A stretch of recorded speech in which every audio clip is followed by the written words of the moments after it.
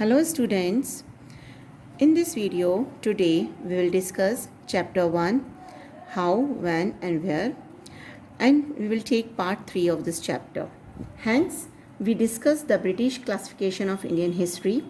Now the another division came up where the Indian history divided into 3 periods: ancient, medieval and modern. Reason to behind this division to understand the comparison between ancient to modern and to see the development like science, reason, democracy, liberty and equality. But again, this type of division problem as well. According to this division, when we say comparison between ancient to modern, this is not complete true because ancient period is with British rule, and during British rule people did not have equality, freedom or liberty, and there wasn't any economic growth and progress. That's why historians refer British period is colonial period. Now the meaning of word colonial, it means establishment of colony in one territory by political power from another territory.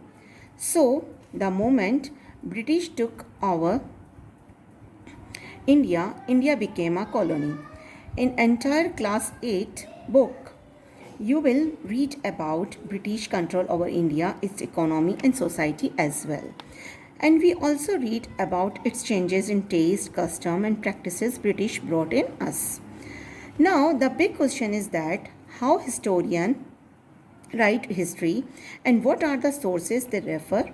There has to be some proof or evidence that can guide them, that keeps all that information and documents safe.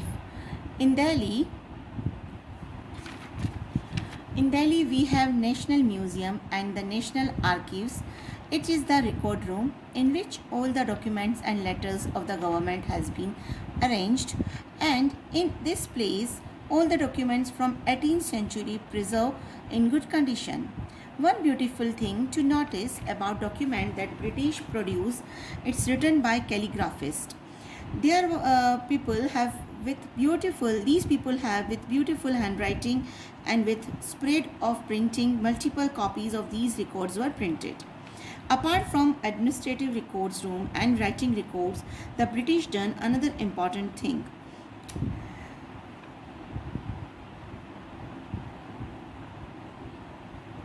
Just conducting surveys, it was the common act under the colonial administration. And look at this time, over here the British believed that a country had to be properly known before it could be effectively administered. We will understand this with an example. If you want to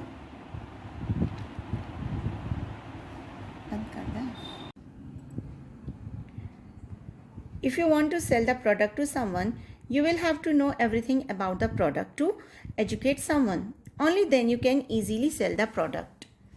Therefore, the whole idea of knowing the country could be possible through massive surveys. Surveys can gather the information through many methods of observation. You can see today government is doing many surveys to implementing many social and economic scheme and policies. The biggest survey we all can remember is the census, which we have done in every 10 years to record the population of the country. Now we will see here that by the early 20th century, 19th century, detailed survey were being carried out to map the entire country. Here children, you can see the surveys in villages, revenue survey. There were many other surveys, botanical surveys, zoological surveys, archaeological surveys, anthropological surveys, forest surveys. These all surveys conducted to know the income capacity, and they want to know the people. Just remember that this all data would be very helpful to monitor the nation, and that is what British did. Now let's understand the last topic of this chapter. Till now we learned about dates, how historian write history, what historian do about record rooms, and what was the proper approach British took for proper administration. Now we will read about what the official records do not tell. This is an interesting turning point in the chapters, so try to understand carefully.